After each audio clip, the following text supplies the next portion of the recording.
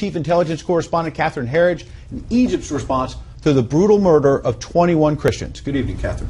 Well, thank you, Ed. While there's no independent confirmation tonight, Libya media is reporting that more Egyptians have been kidnapped in retaliation for today's airstrikes.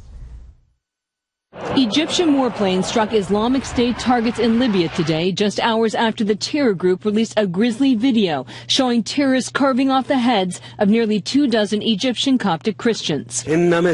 The strikes ordered by the Egyptian President General al-Sisi were announced on state radio, marking the first time Cairo has publicly acknowledged taking military action in neighboring Libya. Egypt's UK ambassador called for international help. We need to pull our force together and face this threat that is coming closer to home. The 5-minute video is described as a watershed because it's believed to be the largest documented mass execution by ISIS outside of Iraq and Syria. Pope Francis left no doubt the Egyptians who were working in Libya to send money home to their families were singled out for their faith. Solamente decían, Jesús, ayúdame. Their only words were, Jesus, help me. They were assassinated simply for the fact that they were Christians. While not as highly produced as recent propaganda, the video uses multiple effects, as well as camera angles and what appears to be a crane for overhead shots. This jihadi, who delivers the bulk of the message, speaks with a North American accent and wears the same camo worn by executioners who burned the Jordanian pilot to death in January.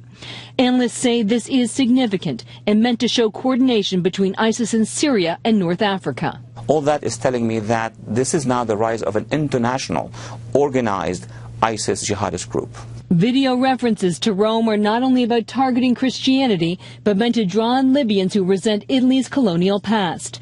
And tonight, Italy's interior minister is reportedly calling on NATO to intervene. References to Osama bin Laden are designed to give ISIS the mantle of the global jihad.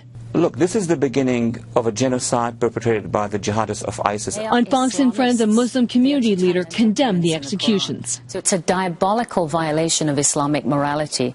That's what ISIS is. They are Islamists. Eastern Libya is already a safe haven for the anti-U.S. Islamist group Ansar al-Sharia.